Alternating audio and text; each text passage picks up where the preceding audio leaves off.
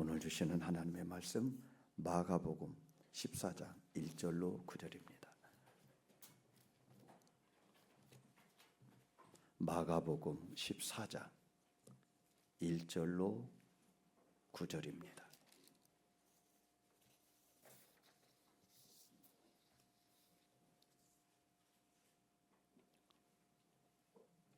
교독하겠습니다. 이틀이 지나면 유월절과 무교절이라 대제사장들과 서기관들이 예수를 흉계로 잡아 죽일 방도를 구하며 예수께서 베다니 나병 환자 시몬의 집에서 식사하실 때에 한 여자가 매우 값진 향료 곧 순전한 닷 한 옥합을 가지고 와서 그의 옥합을 깨트려 예수의 머리에 부으니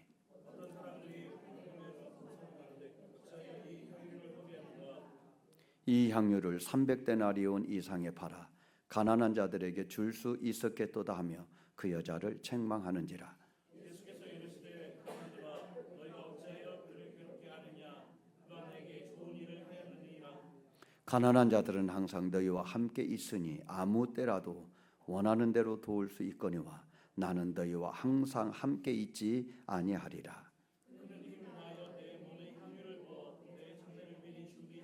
다 같이 내가 진실로 너희에게 이르노니 온천하에 어디서든지 복음이 전파되는 곳에는 이 여자가 행한 일도 말하여 그를 기억하리라 하시니라. 아멘. 우리 앞뒤 옆에 분 인사 한번 합니다. 보고 싶었습니다. 보고 싶었습니다.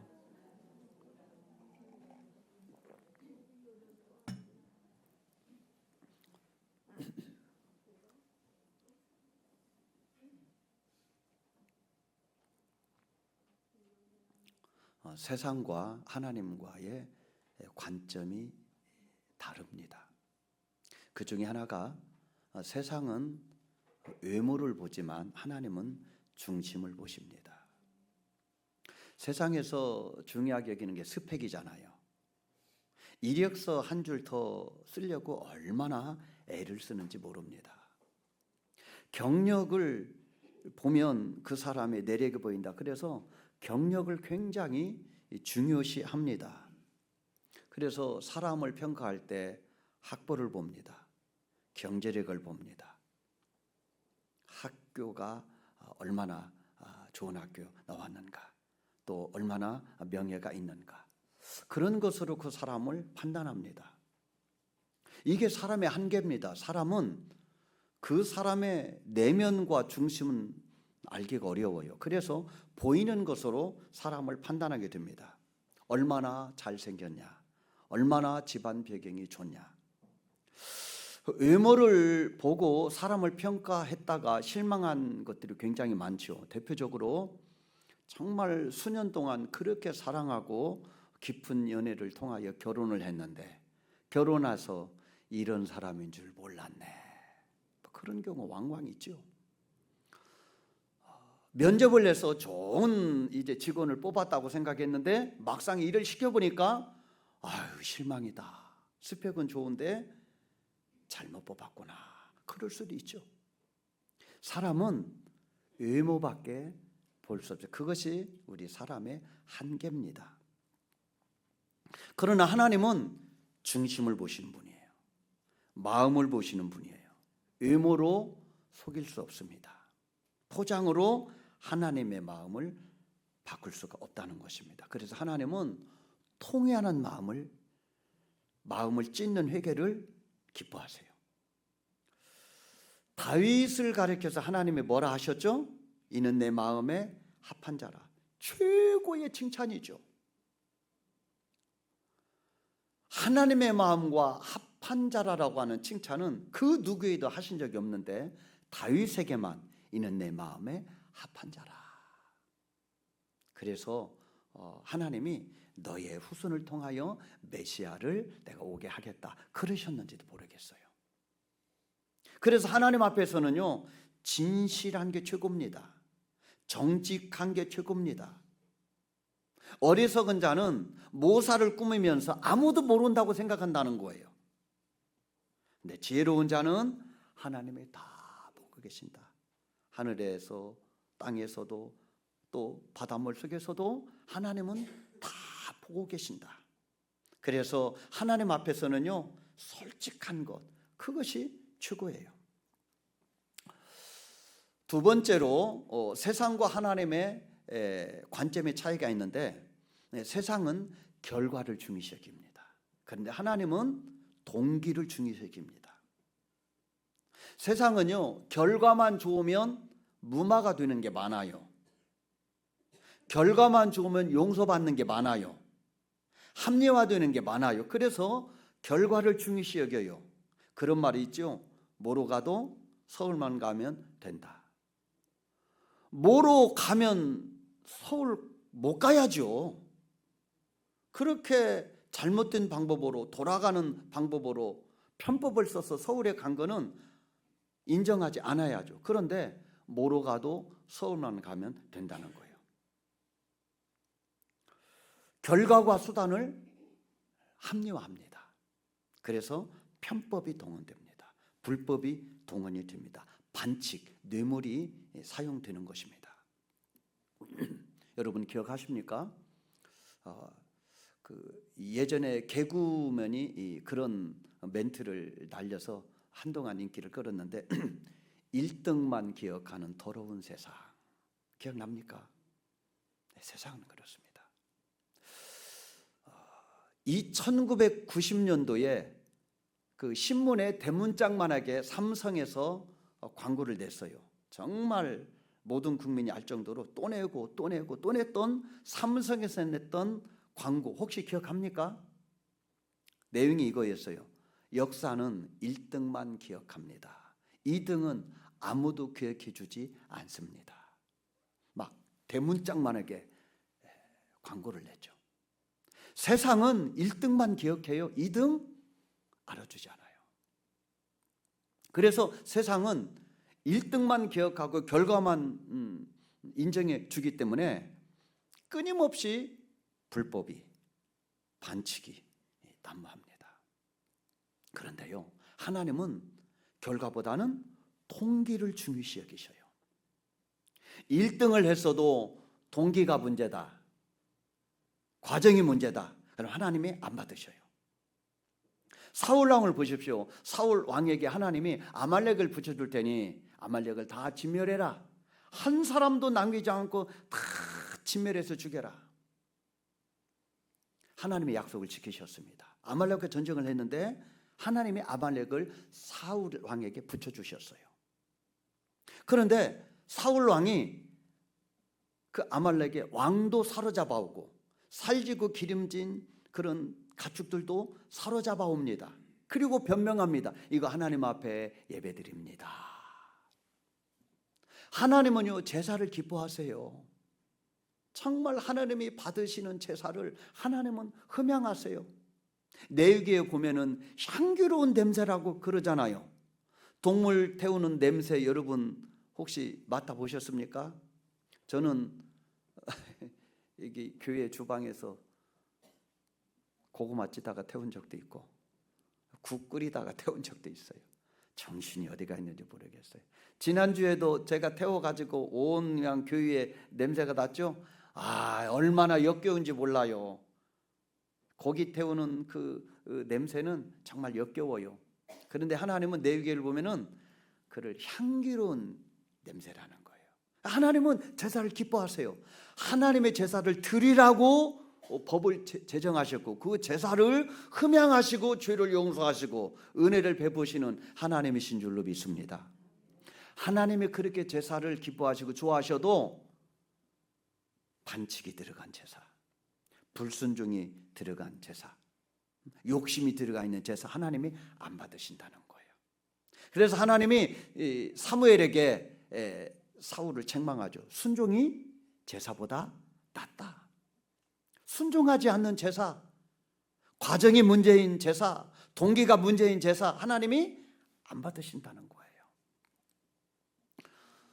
창세기 11장에 보면 바벨탑 이야기가 나와요. 하나님이 바벨탑 쌓는 거를 싫어하셨어요. 그리고 언어를 혼잡하게 하여 역사를 이루지 못하도록 다 뿔뿔이 흩어놨어요. 왜 그랬을까요? 동기가 문제예요. 동기가. 그들이 바벨탑을 쌓으면서 어떤 마음을 갖고 쌓나요? 대를 꼭 하늘 꼭대기 하늘에 닿게 하여 우리의 이름을 내자. 그리고 흩어짐을 면하자. 그러셨어요. 동기가 불순했기 때문에 하나님의 이름을 내지 않고 자기 이름을 내는 것을 목적으로 삼았기 때문에 흩어져서 땅에 충만해야 될 이들이 자기들의 왕국을 제국을 세우려고 하는 그런 불순한 의도를 가지고 있기 때문에 하나님이 바벨탑을 쌓지 못하도록 하신 것입니다. 본문은 어떤 여인이 예수님께 향유를 부은 이야기인데 부은 때를 말하고 있어요. 때. 그때가 언제냐? 1절을 보면은 이틀이 지나면 뭐다? 6월절이다. 예수님이 언제 돌아가시죠? 언제 십자가를 지시죠? 6월절 때 돌아갔어요. 그러면 지금 예수님이 십자가 지시기 전 며칠 전이다? 이틀 전이라는 거예요. 내일 모레 진짜 예수님이 6월절 어린 양처럼 십자가에 달릴 때가 가까이 온 거예요. 이때 예수님께서 베다니 시몬이라고 하는 이 사람의 집에서 식사를 하고 있는데 한 여인이 등장합니다. 이 여인이 향유 옥합을 가지고 와서 그걸 깨뜨려서 예수님께 부어드리고 온 방 안에 향기가 진동하게 만듭니다. 이 모습을 본 사람들이 그 여인을 책망합니다. 뭐라고 책망합니까? 그 300데나리온이나 나가는 그 향유를 그렇게 한 번에 그냥 왕창 쏟아버리면 그거 어떡하냐? 그것을 팔아서 가난한 자들을 구제해야 하면 훨씬 더 좋았을 텐데 라고 하면서 그 여인이 잘못했다고 판단하고 책망합니다. 그런데요, 예수님은 다르게 말씀하시네요. 예수님이 뭐라고 말씀하십니까? 가만두어라. 이 여인은 나의 장례를 준비하였다. 그리고 복음이 증거되는 곳에는 이 여자의 행한 일도 말하여 증거되리라. 주님이 이 여인은 내 장례를 준비했다고 지금 분명히 주님이 말씀하시고 있습니다. 사실 여기에 모여있는 제자들도 이틀 후면 예수님이 돌아가실 것을 알았을까요? 몰랐을까요? 몰랐습니다. 예수님이 말씀하셔서도 안 믿었어요. 그럼 이 향유를 부은 이 여인은 알았을까요? 몰랐죠. 이틀 후면은 예수님이 십자가에 달릴 거란 꿈엔들 생각했겠습니까? 설령 예수님을 잡으러 온다 할지라도 예수님의 능력과 권세가 얼마나 대단하다고 하는 것을 제자들이 잘 알고 있기 때문에 한 방에 그들을 제압하게 될 것이다 라고 하는 그런 생각을 했으면 했지, 어린 양처럼 무기력하게 잡혀서 십자가에 달릴 거라고 누군들 생각했겠냐 이 말입니다. 그럼에도 불구하고 예수님은 이 여인이 향유 옥합을 깨뜨린 것에 대하여 내 장례를 미리 준비하였다 이렇게 말씀합니다. 정말 좋은 결과가 나타나는 거죠. 어떻게 이렇게 좋은 결과를 나타낸 일이 됐을까? 동기가 좋았기 때문에 그렇습니다. 좋은 동기였기 때문에 좋은 결과가 나온 것입니다. 좋은 동기에서 시작되기 때문에 예수님을 감동시키고 예수님께 힘을 주는 그러한 일이 됐다 이 말입니다. 예수님은 이 여인의 행위를 통하여 십자가가 코앞에 있는데 그것이 하나님의 뜻이었구나. 그리고 그 하나님의 뜻을 이룰 것에 대하여 다시 한번 용기와 힘을 공급받게 됩니다. 성경을 보면은요, 하나님이 가끔 잃어버릴만 하면 한 번씩 예수님에게 힘을 주세요. 예수님을 지지하고 제자들에게 예수님 말을 들으라고 그렇게 말씀하세요. 대표적으로 세례를 받을 때죠. 예수님이 세례를 받으면 이제 본격적으로 하나님의 일을 해야 되겠다. 그래서 세례를 받는데, 세례를 받고 올라올 때 하늘에서 소리가 나기를 이는 내 사랑하는 아들이고 내가 기뻐하는 자니 너희는 저의 말을 들으라 그렇게 말씀하십니다. 하나님이 하늘에서 보증해 주신 것이죠. 지지하신 것이죠. 성령이 임함으로 사역을 할 수 있는 힘과 능력을 주신 줄로 믿습니다. 변화산상에서도 똑같은 일이 벌어지지 않았나요? 그렇게 희귀할 수 없을 정도로 영광스러운 모습으로 변화됐을 뿐만 아니라 시각적으로 봐도 정말 엄청난 영광인데 하늘에서 소리가 나기를, 하나님의 말씀하십니다. 이는 내 사랑하는 아들이고 내가 기뻐하는 자니 너희는 그의 말을 들으라, 이렇게 말씀하십니다. 예수님이 누구신지를 알게 하는 것이죠. 예수님의 정체성을, 사명을 일깨우게 하는 것이고 제자들로 하여금 그 예수님을 따르도록, 순종하도록 그렇게 하신 것입니다. 예수님은 이틀 후면은 십자가를 지어야 된다는 것을 알고 있잖아요. 그 예수님의 마음이 무거워요. 결코 가볍지 않아요.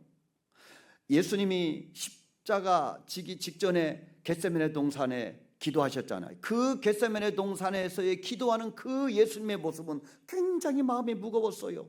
정말 고통스러웠어요.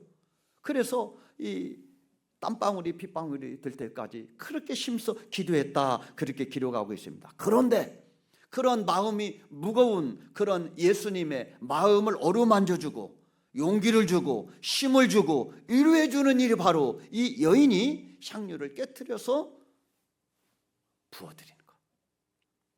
이것이 어떤 의미인지를 다른 사람은 몰라도 예수님은 알고 있는 거예요. 이 여인이 깨트린 향료값을 하나님이 받으시고 예수님에게 힘을 복돋아 주는 일이 되었도다, 이 말입니다. 이 여인이 향료 옥합을 깨트리는 그 동기가 무엇이었느냐? 좋은 동기였는데 그것은 오직 하나, 주님을 사랑하는 마음이었다. 다른 마음 없었어요. 주님을 사랑하는 마음이었기 때문에 향료 옥합을 깨트린 것입니다. 마리아는요, 나사로 동생으로 여겨집니다. 나사로는 자기 오빠고 죽은 나사로를 다시 살리신 분이 예수님이시잖아요. 그러니 예수님이 얼마나 고마운 분입니까? 우리 가정의 기둥인 우리 오빠를 살려주신 이 예수님, 이 예수님을 위해서라면 내가 뭐든지 할 수 있다. 그 예수님에 대한 고마움과 사랑의 표현이 향유 옥합을 깨트리는 그 자리까지 가게 했다, 이 말입니다. 최고의 동기, 무슨 일을 하든지 최고의 동기는요, 사랑으로 하는 것입니다. 사랑으로 하는 것보다 더 좋은 동기는 없는 거예요. 왜냐하면 그 사랑은 진실이기 때문에 그런 것입니다. 그 사랑에는 희생이 들어있기 때문에 그런 것입니다. 사랑은요, 계산하지 않습니다. 사랑은 아까워하지 않고요, 주는 것입니다. 이 여인이 사랑으로 깨뜨렸기 때문에 300데나리온은요, 한 데나리온이 노동자 하루 품삯이니까 300데나리온은요, 노동자 1년 월급이라고 생각하면 돼요. 그러니까 굉장히 큰 돈이에요. 이 돈을, 이 값나가는 이 향유를 아깝지 않게 깨뜨릴 수 있었던 이유가 바로 사랑으로 깨뜨렸기 때문에 그렇다는 거예요. 그렇지 않으면, 사랑이 동기가 아니었다라면 일부만 드렸을 것입니다. 왜? 너무 과하니까. 이 정도면 충분하지 라고 계산했을 것입니다. 그런데 이 여인은 예수님을 너무 사랑했기 때문에 계산하지 않았다, 이 말입니다.